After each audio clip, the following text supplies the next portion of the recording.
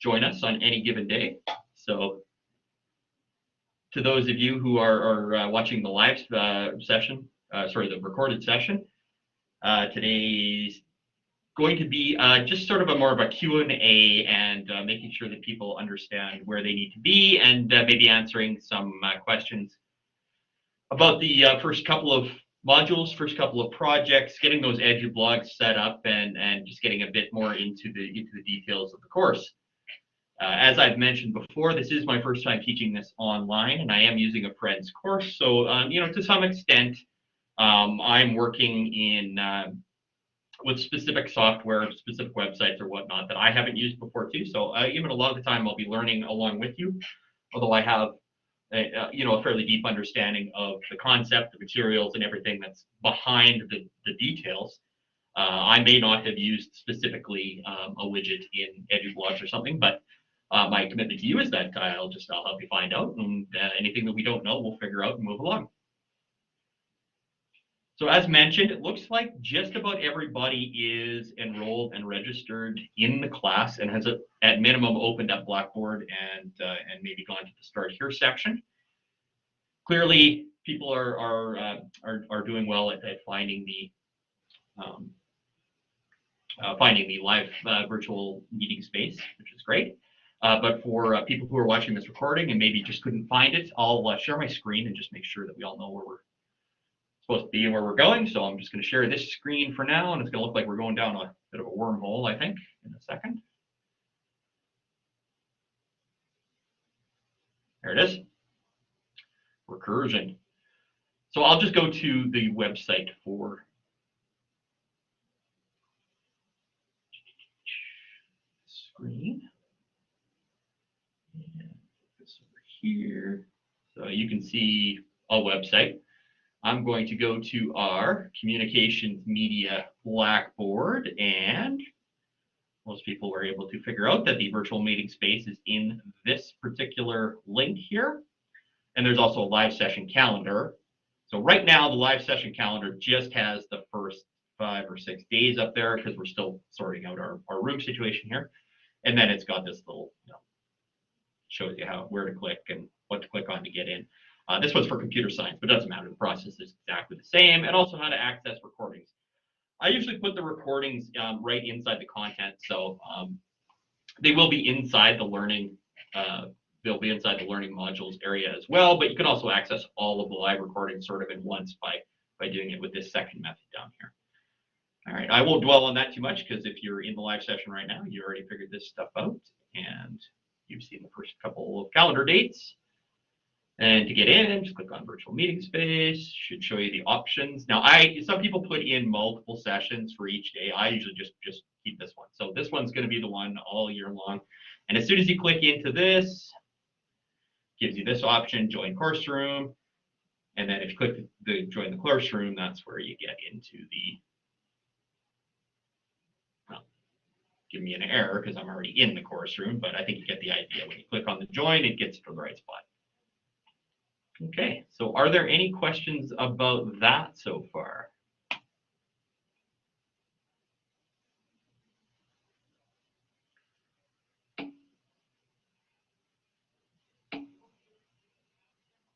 Excellent, excellent, excellent. None. From what I can tell, the learning materials are generally well ordered and logical.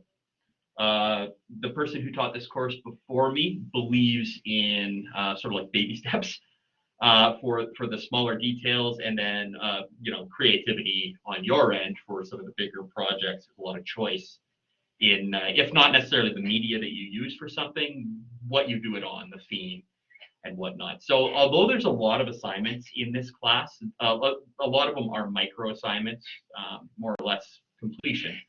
Did you do it or did you not do it? And if there were any problems, we can fix them. We can fix them quickly. So I'm a believer in the ability for students to be able to fix and resubmit things, and for me to improve their grade based upon that. If you're going to the effort to incorporate my feedback into fixing or improving something, and you're willing to do that, I'm willing to reassess it and change the grade. Now, I may not be able to do that on all of the larger projects, depending on our time commitments. More so the ones that are right at the end of the quarter, because obviously we've got to get final grades in and comments, and you've got to start turning things around for your Q2 classes and whatnot. But in general, if you want to resubmit something, that functionality will exist. And I have no problem with you incorporating feedback into a project or assignment and increasing a grade from a 4 to a 5, or from a 2 to a 4, or from a 2 to a 5, or whatever, you know. If you come across a project or an assignment where it's not letting you resubmit, please let me know. I think I've got most of them set to resubmit. But if you're unable to resubmit a certain assignment, please send me an email just so I can double check that, because they should all be set to let you hand in multiples. And you hand in a new assignment just the way you handed in the old one. You just go to the exact same spot. You pick the file, or you do the right submission, you hit submit, and I get a log of how many attempts there are, you know, and I can check the first attempt, second attempt, third attempt. So you don't need to change anything when you're resubmitting, or change anything about the process when you're resubmitting. Hopefully you'll have changed something about the assignment. But I want to encourage you to do that if you're the type of person who wants to do really well and wants to incorporate that feedback into your work. I'm happy to reassess it. Let's just start with what we've got on the first assignment, and I'm just going to share the second screen. Scratch the cat. Just finished up a live session in computer science, but I'll navigate to our communications media course, and I'll go into the learning modules, and paper 1 is paper 10, module 1. Okay, there's our when I say I'll post the recordings of the live session, there's an example. There's last week's live session number 1, where we went through course process and whatnot, and it's right in module 1, the section where you should be starting. After today's session, I'll probably put recording 2 down here somewhere, and so you should always be able to find the recorded versions of the live sessions in case you happen to miss one. Don't forget, times are going to be staggered, days are going to be staggered. My plan is to meet 2 times a week minimum, and then we'll add a third session as per requirement if students want it and are getting value from it. So assignment number 1, setting up an account and blog. I know a bunch of students have done this already. I've checked a couple of them out, and the ones that I've checked out appear to be fine. But when I look in the assignment, again, this is a micro assignment. This one won't take you long. It probably takes you 5 minutes. You got to go to the right page. You got to sign up. You got to fill in the details as per the demonstration here. Start blogging. Basically, that creates your blog, and then all you need to do is in the text submission section, your website address. So when you create an Edublog site, which I did myself, just to kind of get things going here. There it is.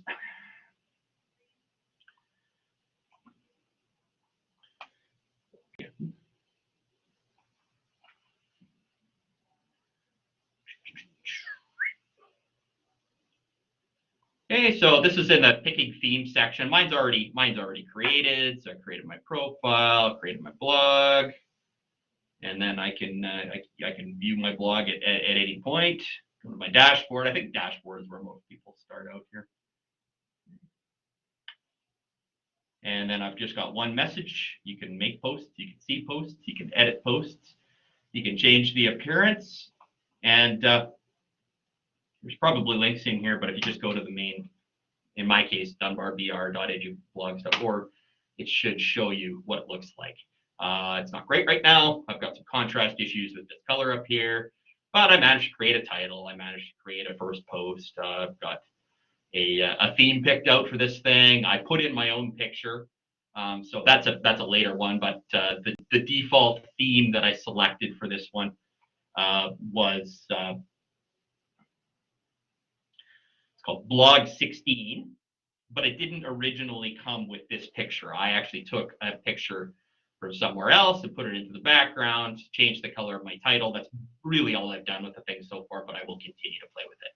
So really all I did here was after picking a theme, which I could change. I showed you this earlier. This is the theme I picked, and it originally had, what is that, a fox? Originally had a picture of a fox.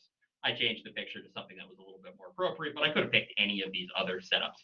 Now we've got it set up as a blog, but it's not a super simplistic blog website where it's just the posts. Essentially, you're creating your own website that includes blogging on this, and we're going to be using this blog website that you're creating in order to house all of your media projects. So it's not only going to be a place where you can write posts, respond to posts, have discussions, it's also going to be a portfolio where you can showcase all of the skills and knowledge that you're gaining.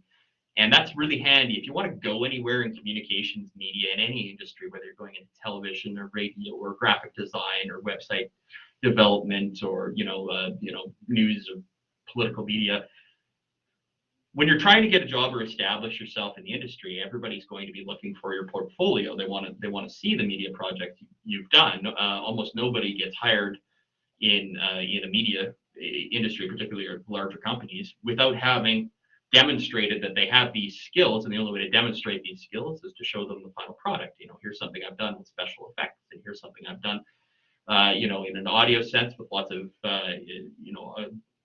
audio editing and maybe ADR tracking and special effects and things like that. So you want to have sort of a demo reel, your portfolio that showcases your skills, and we're going to use this blog website to house all those things. So it's really a website that you're building with blogging functionality, but it's also going to have places where you can store files and navigate the information about you and whatnot. So you're building a website. It's not just building a blog page. You're building an entire website. And we'll add navigation, we'll add media, we'll add images. That's all part of these micro assignments as we move forward. But the first one was just essentially creating an account and picking a theme, and then maybe changing the title to your name, or adding a little intro message, or adding a little about me or something like that. And we're going to bump through these micro assignments 5, 10, 15 minutes at a time, adding a piece here and there, just so we can make sure that you can demonstrate to me that you have skills to make hyperlinks to link to other websites or other parts of the website, that you know how to incorporate audio media, visual media, like images and whatnot. And essentially, our goal is at the end of the class, this looks and performs like a good website. Attractive, easy, intuitive to navigate, so easy for users to find what they're looking for. And a good marketing piece for yourself. We put all these little pieces and steps together, and hopefully at the end we have a nice product. So that's the goal for this. And from what I could tell, most people are off to a good start. Most people have done a relatively simplistic opening. They just picked a default theme and maybe changed this to their name or something like that, and that's fine. That's how we're starting. But I do want to encourage you to dig a little more deeply into these options as we move forward.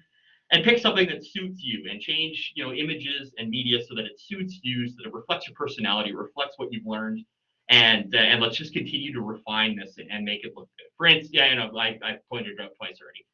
The color I chose for my communications media is terrible. It's not good contrast with the background that I've selected.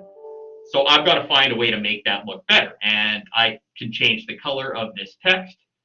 It's not going to fix it though, because I've selected an image that has some light contrast areas, so lighter colors, and also darker colors. And so unless you can change the color of individual letters, it's going to be tough for me to pick a text color that's going to work with the background. For instance, let's just see if I make it all black. Okay, now I have contrast problems with the darker areas of the image, right? If I make it something that's very light, okay, like I had before, it's better, it's good over here, but then I have some contrast issues in that area there, and so you can just sort of play with the color forever. But unless I address some of the more fundamental issues about contrast here, this isn't going to work. So I'll have to figure something else out, and I will. But just getting in there and playing around a little bit with the options will help you gain, sort of an appreciation of the difference between just throwing something in there and trying to make something look good. So that's something I'm going to play with a bit, and you will do so as well. And that might even be just me picking a different image that doesn't have that big transition from light colors to dark colors. If that's what I do at the end of the day, that's what I do at the end of the day. Question, yeah, I tried white, same thing. Whoop. Pretty good over here, not bad here. Start to get into trouble right here with the yellows, right? And you can play with the positioning of these elements as well. Just about everything is adaptable inside this website. You can move stuff all over the place. You can customize positions, colors. You can actually write HTML, or basically hypertext markup language is what's running behind the scenes on this. So if you know a little bit of HTML, you can do some very custom work, and we may get around to doing some of that. In fact, I think we will. I'd like to, but in the meantime, I think the best method, honestly, is just play with it. I mean, this is the sort of thing that if I wanted to make myself a media portfolio, and I've done this before, I've done it on a different website called Wix, developer Wix instead of this, but it's probably got all the same stuff, right? I can probably do all the things I did on Wix in Edublogs. So the process I would take for this is just what we're doing. I start an account and I pick a default theme, and then I play around with it a lot. I play with colors, I play with positions, I play with menus. And if I find that things are starting to look good to me, I might continue to play. If I find that no matter what I seem to do with this thing, it still kind of looks crappy, then that might be a point where I go back to the default theme and say, okay, this layout I thought was going to work for me. It ends up not working for me very well, so I'm going to switch to this theme instead, and then essentially go back and do some more playing around with it. So it's a lot of adjustment, and you'll find, particularly if you're going into like graphic design or web design or things like that, there's definitely a process, and you can't escape the process. And oftentimes a lot of that, it comes down to seeing what's out there on the web, finding something you like, and then trying to replicate look and feel, navigation, that sort of stuff in your own thing. Okay, I can't tell you the one right way to make this look good and represent you. That I can show you, I can give you some of the tools, and I can help you troubleshoot. But ultimately, you need to decide and make this thing work for you. And I think everybody in this class is capable of doing that, whether or not you've got skills in this area or have ever experienced building something like this before. This is simplistic enough that everybody, no matter how much IT experience you have or technology experience you have, should be able to make a decent website moving forward. And I'm always available for help on that sort of thing. So troubleshooting or whatnot, if you're getting frustrated, let me know. I'll help you solve it. I love doing that. I love, one of my favorite things in life is helping people do things more efficiently, more effectively, and I get a real sense of pride and joy when we solve those problems together and you're happy about it. So don't hesitate to ask me about things like that. So we have basically tackled assignment number 1. Oh, I closed that. Remember, learning modules is like where we're going to do 95% of our work in here. That's where all the assignments, all the starter files, all that stuff is. And then I've also got this huge digital resources section, which has tons and tons and tons and tons of resources and videos and whatnot for everything. So if you're having any trouble and you're kind of like, you're a self-starter and you like to solve problems yourself, in this first section, if you're having any difficulty, I've created a binder for Edublog. So you just go to the Edublog resources, and here's the first thing we did, and here's a bunch of videos that match up with second, third, fourth assignments and whatnot. So if you can't find it in the learning materials, it may be in here. If you can't find it in here, you can go to the web and find it, or you can ask me and we can troubleshoot it together. But just about every piece of technology or every medium that we're using, there's digital resources to help us support us, make sure we get all the assignments done. And done in a hopefully visually and well, I mean, we're going to be dealing with video and audio and aesthetics, I guess, the look part of it.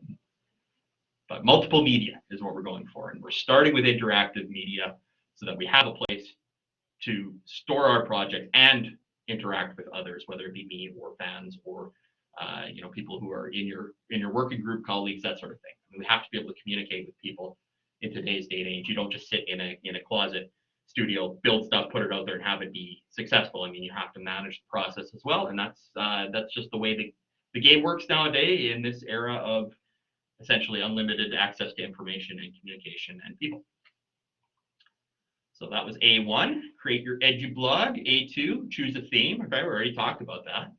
I've got something in here called class widgets. It's not available to you. I've incorporated that into the theme one, I think. And then for post one, it's something you're interested in. So, okay, so you need to include hyperlinks, a list, a heading style, a category, and tags. And if you say, I don't know how to do any of those things, hey, look, pages versus post, visual editor, how to add a post, how to create hyperlinks, how to use lists, it's all there.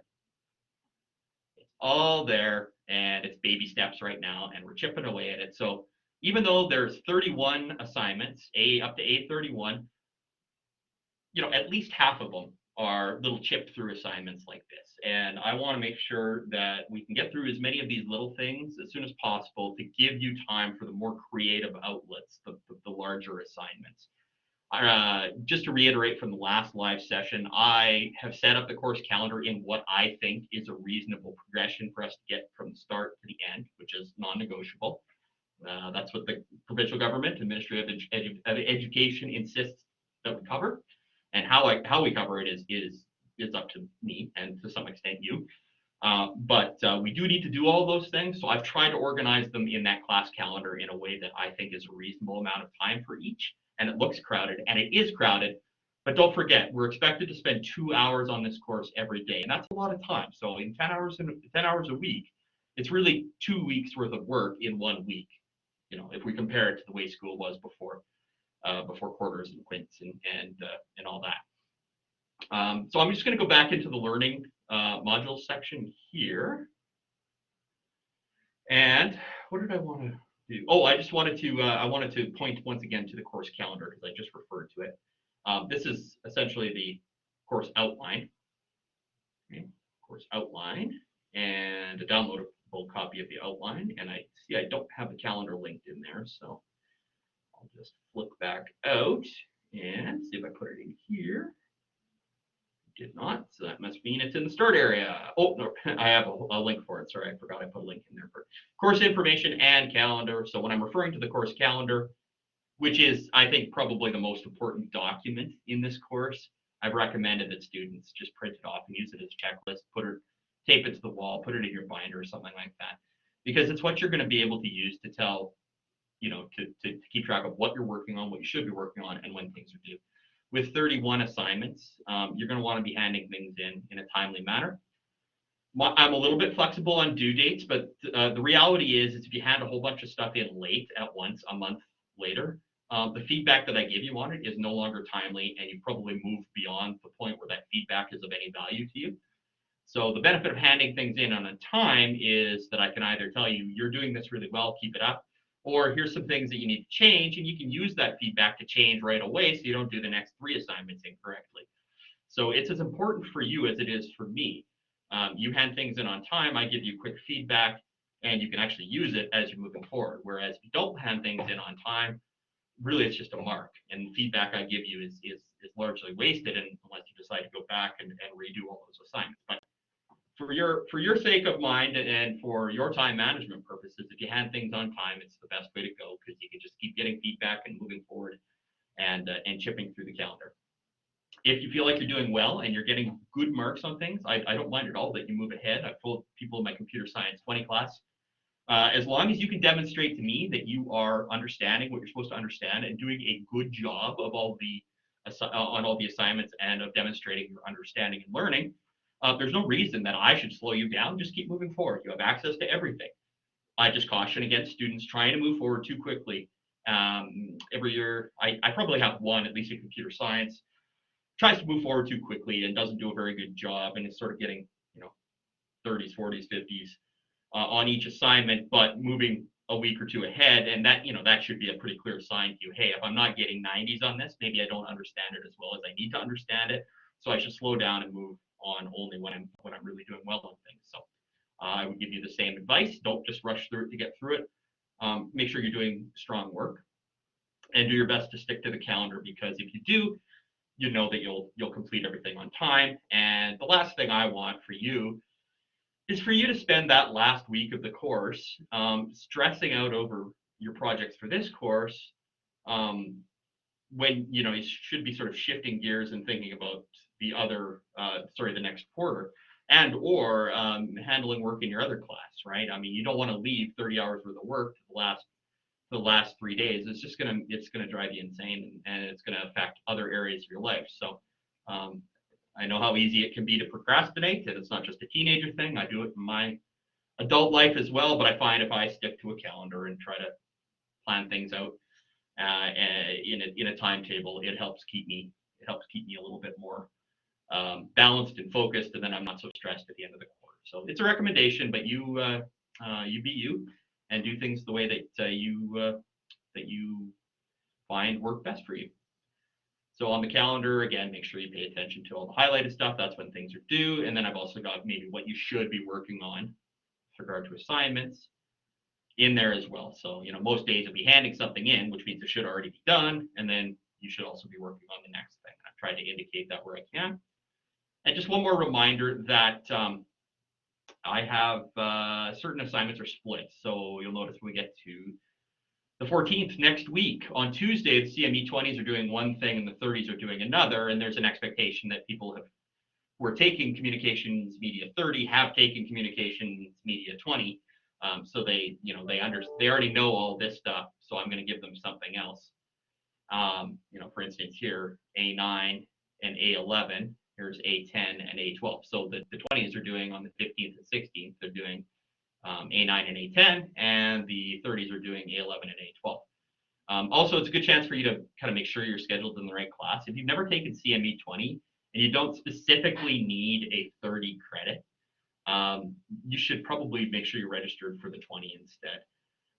The 20 is not a hard requirement for taking 30 classes. It is in, say, like an English or a math class. You can't take the 30 without taking the 20. Well, in this one, you can take the 30 without taking the 20. But the reality is my expectations for students who are taking the 30 is that you've taken a 20 before, either here or somewhere else, and that you have all the skills from the 20 course, which means that the expectations for the products that you turn in, audio production, video production, interactive media, there's an expectation by me, if you're in the 30 class, that you've done this before in the 20 class, and that you have these skills, and that your work should be considerably better and more polished than what I would expect from a 20 level student. So if you are taking the 30 and you have not taken a 20, it may be in your best interests to change that registration to a 20, and you can just email me about that and we'll deal with it. Some people take the 30 because they absolutely need a 30 credit to graduate, and it'll be a bit more, I think, challenging for those students. But if you have taken the 20 course and you're in a 30, you should be in good shape. If you haven't taken the 20 course and you're in the 30 because you need a 30 level credit, it'll be probably a bit more difficult for you, but you'll still be able to do it. But if you're just picking the 30 and you could have just as easily picked the 20 for some reason, you may consider just going back to the 20 if you haven't taken it before. Hopefully that made sense. I feel like I kind of rambled there, but send me an email if you have any questions about that. So the next 3 or 4 days, we are continuing in with the Edublog and setting up a website, setting up interactive media, and then doing some basic posts. So that takes us through to the end of this week. And again, these micro assignments and the videos and whatnot really should help you just chip along and get used to posting your blogs, and then also introduce us a bit to the what I would consider the really, really important foundational understandings in communication media, and that is production, how to produce things. And that starts with planning and pre-production, goes into how you actually produce, record, etc. And then also in that, we're going to have post-production. Not quite as much post-production in this course as I would normally have, just because we all have, we're kind of working on a shoestring here. People have different accessibility to computers, tablets, recording equipment, blah, blah, blah, blah, blah, which means we're not all using the same stuff, and it's not quite as easy for me to take you through a process of, say, editing a film in Premiere Pro, because we may be using 10 different websites or softwares for you to manage and edit your projects, which means I put a little less emphasis on the post-production. But normally in a say a physical school communications media course or in industry, the post-production process typically takes almost as long, sometimes even longer than the actual production process. There's a lot of post-shooting editing and CGI and special effects and cutting and recutting and changing, storyline and scope and sequence and things like that. That happens after, say, a film project has been put on location and filmed and all that stuff is, quote, in the can. The post-production process is lengthy, but because we're dealing with so many different sort of situations with students, we'll have to do kind of a I don't know, dog. It might be a bit of a dog's breakfast, but I'll do my best to help each of you and to give you some good recommendations on free software we can use, because typically the software that I would use for this is industry standard material, and it's expensive, and it's covered if you're inside a school, but it's not necessarily something you're going to have at home.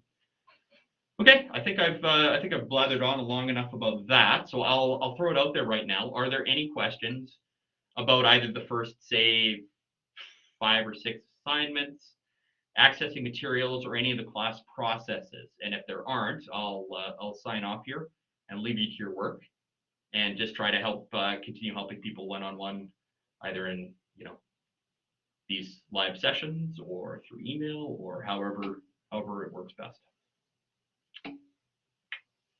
Yeah, Jay, sure it did. Your cat types well.